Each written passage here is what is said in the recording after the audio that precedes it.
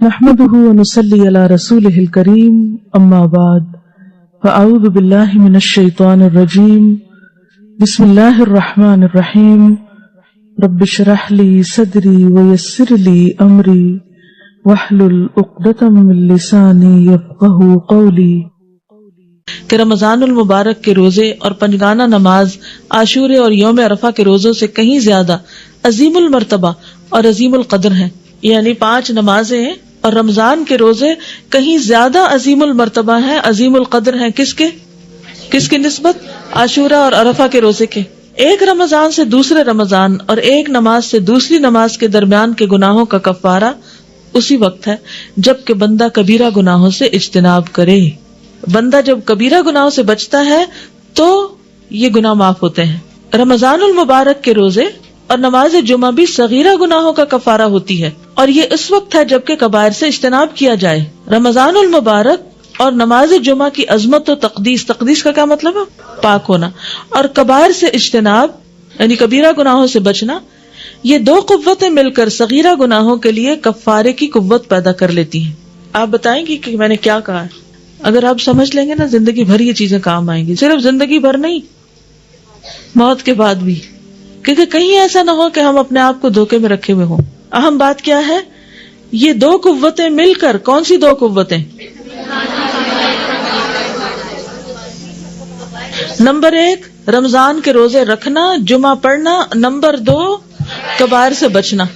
ایک مثبت کام ہے اور ایک کام کرنا ہے اور ایک کسی کام سے بچنا ہے۔ تو پازیٹیو اور نیگیٹو جب اکٹھے ہوں گے تو پھر کیا ہوگا؟ یعنی باقی گناہ بھی معاف ہو جائیں گے اور آپ جنت میں چلے جائیں گے۔ تو ٹھیک ہے، رمضان کے روزے رکھیں، جمعہ کی نماز پڑھیں، ٹھیک ہے، یہ ہے کرنے کا کام پلس۔ اور کیا نہیں کرنا، مائنس کیا ہے؟ کبیرہ گناہ نہیں کرنے۔ تو اس سے کیا ہوگا؟ باقی ساری ادھر ادھر کی دھول جو ہے وہ اڑ جائے گی، صفائی ہو جائے گی اور جنت کا رستہ آسان ہو جائے گا۔ اچھا، اس کو ایک اور مثال سے بھی سمجھیے، چھوٹی سی عام روزمرہ زندگی کی۔ مثلا آپ کے پاس ایک پورا ٹب ہے صاف پانی کا، اس میں 1 قطرہ پیشاب ڈال دیتے ہیں۔ آپ نے ڈھیر نیکیوں کا کر رکھا ہے، ایک کبیرہ گناہ ایسا کرتے ہیں تو کیا ہوگا؟ وہ پانی استعمال کے قابل نہیں رہے گا۔ نیت کی خرابی کا بھی یہی عالم ہے کہ بڑے بڑے اعمال جو ہیں وہ کیا ہوں گے؟ کوئی وزن ہی نہیں ہوگا ان کا، ضائع ہو جائیں گے۔ کیا ضروری ہے؟ کبائر سے بچا بھی جائے تو اللہ تعالیٰ چھوٹی چھوٹی چیزوں کو پھر ان سے درگزر کر دیں گے کہ اس نے اچھے اچھے کام بھی کیے اور بڑے بڑے گناہوں سے بھی بچتا رہا۔ ان تجتنبوا کبائر ما تنہون عنہ نکفر عنکم سیئاتکم، واضح دلیل ہے قرآن میں۔ بڑے بڑے گناہوں سے بچتے رہو گے تو چھوٹے گناہوں کا ہم کفارہ کر دیں گے۔ کفارہ کس سے ہوتا ہے؟ کسی نیک کام سے ہوتا ہے۔ یقیناً یہ امر محال اور ناممکن ہے کہ چند کام کر کے اور ساتھ بڑے بڑے گناہ کر کے انسان مطمئن بیٹھا رہے۔ اچھا، یہ بتائیے کہ والدین کی نافرمانی کبیرہ ہے یا صغیرہ؟ کہیں ہم تو نہیں ایسی کوئی غلط کام کر رہے؟ ڈرنے کی بات ہے نا۔ اللہ کی فرما برداری کے بعد سب سے بڑا حق ہم پر والدین کا ہے، لیکن ہمارے معاشرے میں والدین کا اور خصوصاً ماں کا کیا مقام ہے؟ ایک سروے کر لیجئے، ماں سے پوچھئے وہ کیا کہتی ہیں اپنی اولاد کے بارے میں کہ ان کی اولاد فرما بردار ہے یا نافرمان، ہاں یا نہ میں جواب دیجئے، پوچھئے جا کے۔ کتنی مائیں کہیں گی کہ میری اولاد ساری فرما بردار، میرے بچے مجھے تنگ نہیں کرتے، اور کتنی ماؤں کے دل زخمی ہیں صرف بچوں کی بدتمیزی، بد اخلاقی اور ہٹ دھرمی کی وجہ سے۔ کتنی مائیں روتی ہیں۔ کیا اس کا کوئی حساب نہیں ہوگا؟ کوئی پوچھ نہیں ہوگی؟ کب تک بچے بنے رہیں گے ہم کہتے ہیں ہم تو بچے ہیں، ہمیں کیا پتا کب تک آخر۔ اب ایک طرف جناب روزے رکھے جا رہے ہیں اور نیکیاں کی جا رہی ہیں، اور دوسری طرف ماں کی کوئی عزت ہی نہیں ہے، کوئی مقام ہی نہیں ہے۔ تو کیا خیال ہے کہ خالی نیکیاں کر لینا کافی ہوگا جب تک اس جرم سے باز نہ آئے؟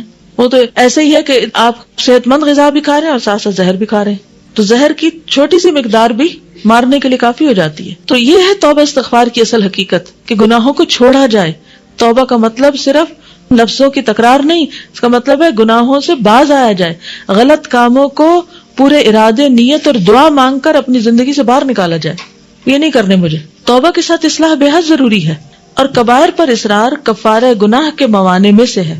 کبائر پر اصرار، مثلا ماں باپ کی نافرمانی دیکھ لیجیے، اس پر اصرار کفارہ گناہ کے لیے رکاوٹ ہے، توبہ استغفار کے راستے، توبہ استغفار بھی تو دعا ہی ہے نا ایک، اس کے راستے میں رکاوٹ کیا چیز بن جاتی ہے؟ کبائر پر اصرار. یعنی ایک طرف آپ حرام کرتے رہیں اور دوسری طرف آپ کہیں کہ ہماری دعا قبول ہو جائے، تو بھئی یہ رکاوٹ تو ہٹاؤ آگے سے. بندہ جب کبائر پر اصرار نہ کرے تو روزے کی قوت اور اصرار نہ کرنے کی قوت دونوں کی باہمی مساعدت ہوتی ہے، مدد، گناہوں کے کفارے میں معین و مددگار بن جاتی ہے. بندہ جب کبائر پر اصرار نہ کرے، یعنی ماں باپ کی نافرمانی نہ کرے، تو روزے کی قوت روزہ رکھا ہے، اور اصرار نہ کرنے کی قوت یعنی گناہ پر اصرار کوئی نہیں. یہ دونوں قوتیں ایک دوسرے سے مل کر کیا کرتی ہیں؟ گناہوں کے کفارے میں مددگار بن جاتی ہیں. معین کا معنی بھی مددگار ہے. اب سمجھ آئی کون سی دو قوتیں آپس میں مدد کرتی ہیں؟ روزے کی قوت اور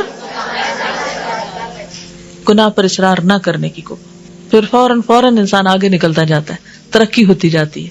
جس طرح رمضان کے روزے اور نماز پنجگانہ اور کبائر سے اجتناب دونوں باہم مل کر گناہوں کے کفارے کے لیے معاون و مددگار بن جاتے ہیں. اور پھر حق سبحانہ و تعالیٰ کا یہ ارشاد بھی ہے، ان تجتنبوا کبائر ما تنہون عنہ نکفر عنکم سیئاتکم، سورۃ النساء 31. جن کبائر سے تمہیں منع کیا گیا ہے اگر تم ان سے اجتناب کرتے رہے تو ہم تمہارے گناہوں کا کفارہ کر دیں گے. یعنی جب آپ گاڑی چلاتے ہیں تو تیز گاڑی کون سی چلتی ہے؟ جس کا انجن سٹرونگ ہوتا ہے. لیکن انجن کا سٹرونگ ہونا کافی نہیں جب تک کہ راستہ بھی ہموار نہ ہو، آگے سے روڑے وغیرہ اور رکاوٹیں نہ ہو. تو بالکل اسی طرح اگر ہم سمجھتے ہیں کہ ہم نے ایمان کا فیول بھر لیا ہے اور ہم سٹرونگ ہو گئے، ہمارا انجن جو ہے وہ مضبوط ہے، لیکن ساتھ جو گناہ کرتے جا رہے ہیں وہ کیا کر رہے ہیں؟ راستے میں رکاوٹیں ڈالتے ہیں، روڑے. سپیڈ تیز نہیں ہو سکتی نیکیوں میں آگے بڑھنے، ففروا الی اللہ نہیں ہو سکتا.